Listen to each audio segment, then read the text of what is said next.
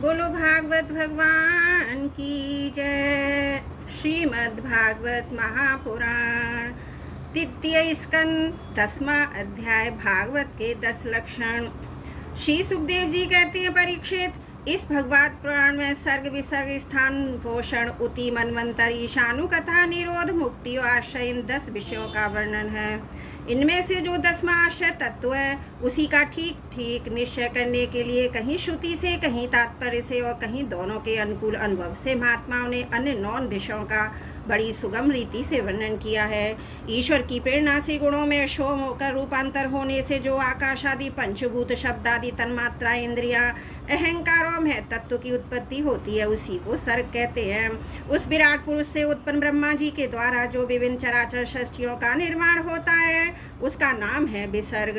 प्रतिपद नाश की ओर बढ़ने वाला सृष्टि को एक मर्यादा में स्थिर रखने से भगवान विष्णु की जो श्रेष्ठता सिद्ध होती है उसका नाम है स्थान। अपने द्वारा सुरक्षित सृष्टि में भक्तों के ऊपर उनकी जो कृपा होती है उनका नाम है पोषण। मनमंत्रों के अधिपति जो भगवत भक्ति और प्रजा पालन रूप शुद्ध धर्म का अनुष्ठान करते उसे मनमंत्र कहते हैं। जीवों की वो वासनाएं जो कर्म के द्वारा उन्हें बंधन में डाल देती हैं उति नाम से कही जाती हैं। भगवान के विभिन्न अवतारों के और उनके प्रेमी भक्तों की विविध आख्यानों से युक्त गाथाएं ईश कथाएं। जब भगवान योग निद्रा स्वीकार करके शयन करते हैं तब इस जीव का अपनी उपाधियों के साथ उसमें लीन हो जाना निरोध है।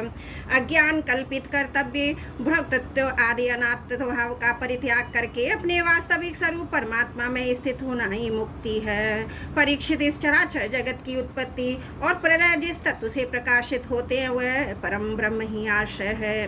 शास्त्रों में उसी को परमात्मा कहा गया है। जो नेत्र आदि इंद्रियों का अभिमानी दृष्टा जीव है वही इंद्रियों के अधिष्ठाता देवता सूर्य आदि के रूप में भी है, और जो नेत्र गोलक आदि से युक्त दृश्य देही है वही इन दोनों का अलग अलग करता है। इन तीनों में यदि एक का भी अभाव हो जाए तो दूसरे 2 की उपलब्धि नहीं हो सकती। अतः जो इन तीनों को जानता है वह परमात्मा ही सबका अधिष्ठान आश्रय तत्व है।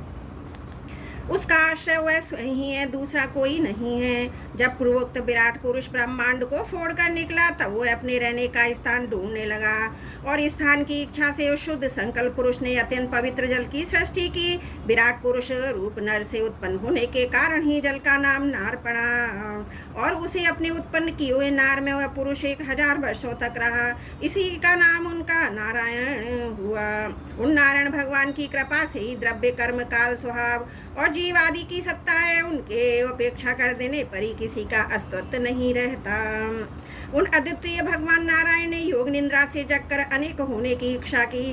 तब अपनी माया से उन्होंने अखिल ब्रह्मांड के बीज स्वरूप अपने सुवर्णमय वीर्य को 3 भागों में विभक्त कर दिया। अधिदेव अध्यात्म और अधिभूत। परीक्षित, विराट पुरुष का एक ही वीर 3 भागों में कैसे विभक्त हुआ सो सुनो।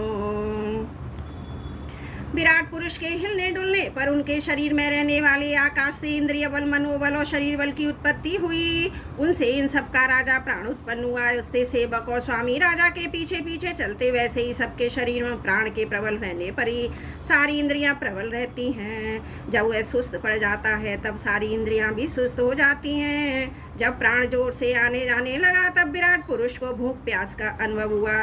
खाने पीने की इच्छा करते ही सबसे पहले उसके शरीर में मुख प्रकट हुआ। मुख से तालु और तालु से रस इंद्रियां प्रकट हुई। इसके बाद अनेकों प्रकार के रस उत्पन्न हुए जिन्हें रसना ग्रहण करती है। जब उनकी इच्छा बोलने को हुई तब बाकी इंद्रियां, उसके अधिष्ठाता देवता अग्नि और उनका विषय बोलना, ये तीनों प्रकट हुए। इसके बाद बहुत दिनों तक उसमें जल में ही रुके रहे। श्वास के वेग से नासिका छिद्र प्रकट हो गए। जब उन्हें सूंघने की इच्छा हुई तब उनकी नाक घ्राण इंद्रियां कर बैठ गईं।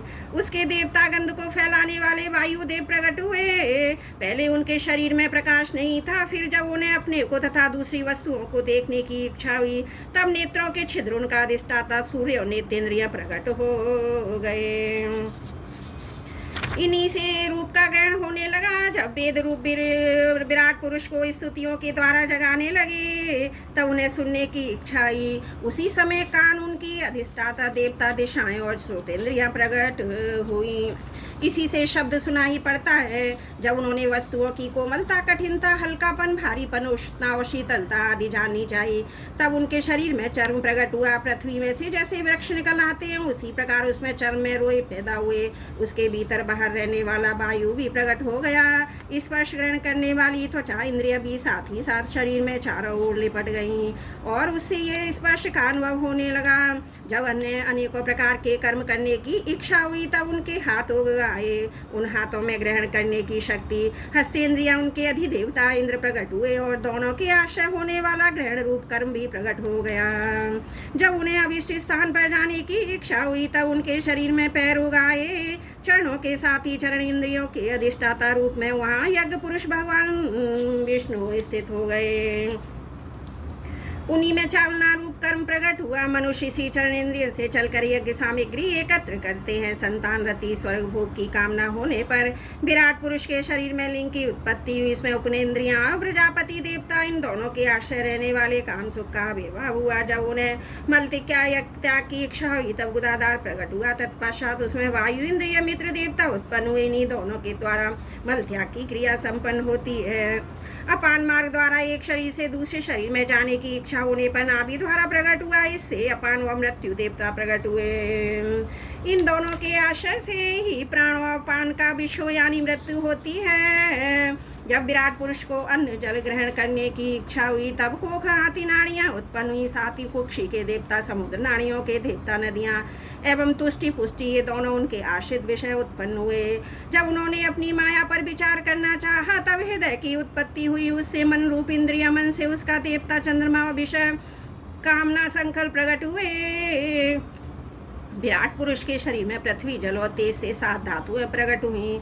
त्वचा, चर्म, मांस, रुधिर, भेद, मज्जा और अस्थि, इसी प्रकार आकाश, जल और वायु से प्राणों की उत्पत्ति हुई। श्रोताद्रिय तब इंद्रियां शब्द आदि विषयों को ग्रहण करने वाली हैं। वे विषय अहंकार से उत्पन्न हुए। मन सब विकारों का उत्पत्ति स्थान है और बुद्धि समस्त पदार्थों का बोध कराने वाली है। मैंने भगवान के इस स्थूल रूप का वर्णन तुम्हें सुनाया है।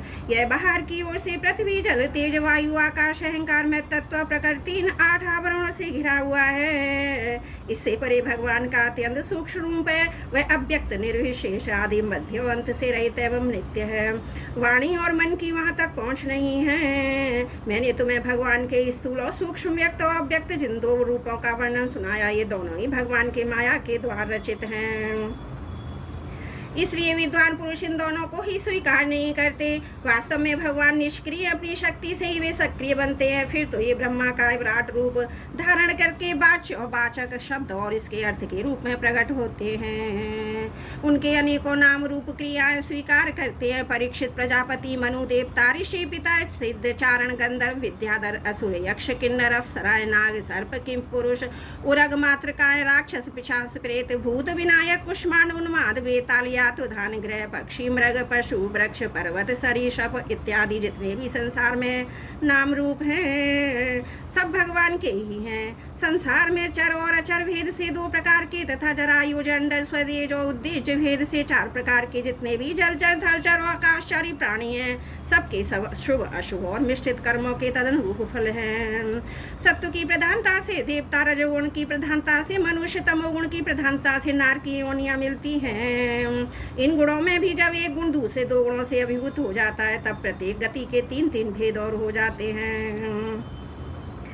वे भगवान जगत के धारण पोषण के लिए धर्म में विष्णु रूप स्वीकार करके देवता, मनुष्य, पशु, पक्षी आदि रूपों में अवतार लेते हैं तथा विश्व का पालन पोषण करते हैं। प्रलय का समय आने पर वे ही भगवान अपने बनाए हुए इस विश्व को कालाग्नि स्वरूप रुद्र का रूप धारण करके अपने ही में ही वैसे ही लीन कर लेते हैं, जैसे वायु मेघमाला को।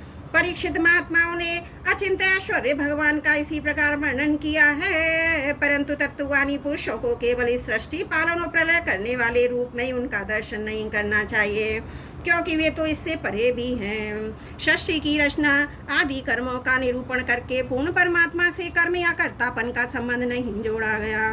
वह तो माया से आरोपित होने के कारण कर्तव्य का निषेध करने के लिए है। यह मैंने ब्रह्मा जी के महाकल्प का अवान्तर कल्पों के साथ वर्णन किया है। सब कल्पों में षष्ठी कर्म एक सा ही है। अंतर है तो केवल इतना कि महाकल्प के प्रारंभ में प्रकृति से कर्मशय में तव आदि की उत्पत्ति होती है और कल्पों के प्रारंभ में प्राकृत षष्ठी जो ज्यों की त्यों रहती ही है। चराचर प्राणियों की विकृत षष्ठी नवीन रूप से होती है। परीक्षित, काल का परिमाण कल्प और उसके अंतर्गत मनमंत्रों का वर्णन आगे चलकर करेंगे। अब तुम पात कल्प का वर्णन सावधान होकर सुनो।